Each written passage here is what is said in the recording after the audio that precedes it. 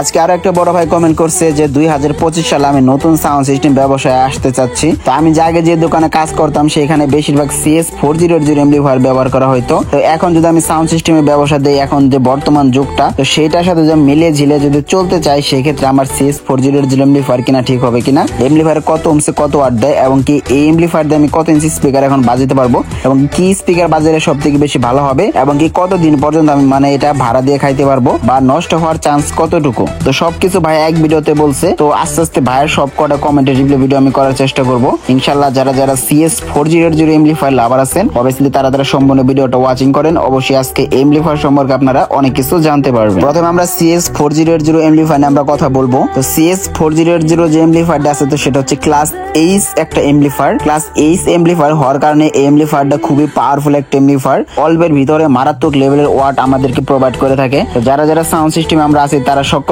জানি class H এর শুধু CS400 এমপ্লিফায়ার না, ক্লাস এইচ এর যে সকল মডেলের এমপ্লিফায়ার আছে, সকল মডেলের এমপ্লিফায়ার সব থেকে বেশি পাওয়ারফুল হয়ে থাকে। তো CS400 এমপ্লিফায়ার গুলা বা ক্লাস এইচ এমপ্লিফায়ার গুলা, এগুলোর প্রত্যেকটা সার্কিটের ভিতরে ডবল করে ভোল্টেজ প্লাস মাইনাস দুইটা করে থাকে, টোটাল 4টা করে থাকে, একটা লো ভোল্টেজ একটা হাই ভোল্টেজ। যে কারণে আপনার যখন অল্প সাউন্ডে যখন আপনি সাউন্ডে বক্সটা যখন রান করাবেন, সেক্ষেত্রে আপনার লো ভোল্টেজের সেটটা রান করবে। আর যখন আপনি একটু সাউন্ড একটু বেশি দিবেন, তখন আপনার সেটের যে যে ক্লাস এইচ এর যে মডেলের এমপ্লিফায়ার গুলো, সেগুলো যখন সাউন্ড যখন বেশি দেওয়া হয়, সেক্ষেত্রে ওভার ভোল্টেজ যে হাই ভোল্টেজ যেটা আছে সেটার মধ্যে যে পড়ে, এবং কি সাউন্ড কোয়ালিটি অনেকটাই বেটার হয় অন্যান্য এমপ্লিফায়ার তুলনায়। যেমন ক্লাস AB এমপ্লিফায়ার গুলো কিন্তু দুইটা ভোল্টেজের তারই থাকে, সেক্ষেত্রে আপনি অল্প সাউন্ডে বাজালে সেম ভোল্টে আপনাকে কাজ করবে, বেশি সাউন্ডে দিলে ওই একই ভোল্টে আপনাকে কাজ করবে। বাট CS400 একটু তুলনামূলকভাবে আলাদা। এখানে আপনার 40টা ট্রানজিস্টর পাওয়া যায়, পার সাইডে 20টা করে, ঠিক আছে। সেখানে আপনার 8টা ট্রানজিস্টর, পার সাইডে 8টা ট্রানজিস্টর আপনার ব্যবহার করা হচ্ছে লো ভোল্টেজে, এমনকি 12টা ট্রানজিস্টর ব্যবহার করা হয় হাই ভোল্টেজে। অপর সাইডে সেম 8টা ট্রানজিস্টর হচ্ছে আপনার লো ভোল্টেজ, এমনকি 12টা ট্রানজিস্টর হচ্ছে হাই ভোল্টেজ। তো এইভাবে আপনাকে ভোল্টেজটা এবং কি সার্কিটের ভিতরে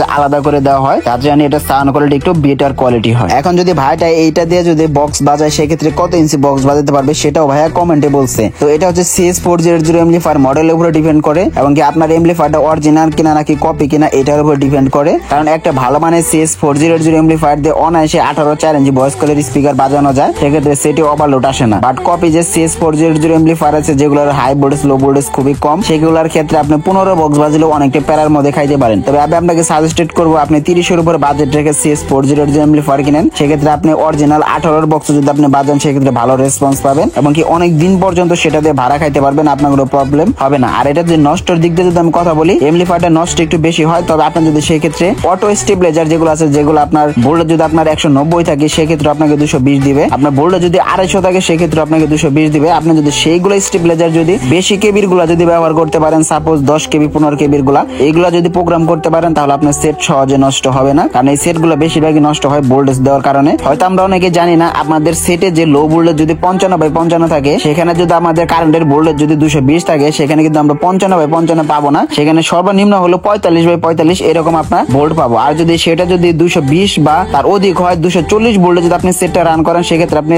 55 দেওয়া আছে সেটার দিকে ওভার ভোল্ট আপনি পাবেন। তো সেই জন্য কোম্পানি নির্ধারিতভাবে বলে দেয় 220 ভোল্টের সেটটা রান করান ভালো, এবং কি তারা বলেও দেয় যে 220 ভোল্টে যদি আপনার সেটটা যদি রান করেন, সেক্ষেত্রে আপনি 55/55 ভোল্টেজ পাবেন। এটা আমি আপনাদের সাপোজ বোঝাইলাম। আপনারা যদি লো ভোল্টেজে যদি এমপ্লিফায়ার রান করেন, সেক্ষেত্রে সাউন্ড একটু কম পাবেন। একটু যদি 220 এর থেকে যত উপরে যাবেন ভোল্টেজে, তত যে আপনাদের সাউন্ড কোয়ালিটি একটু বেটার হবে। বাট 250 বা 240 এর থেকে ওভার ভোল্টেজে সেট চালান ভালো না, সেক্ষেত্রে কেটে যেতে পারে। CS400 বেশিরভাগ আপনি 220 ভোল্টের রান করালে সব থেকে বেশি ভালো হবে।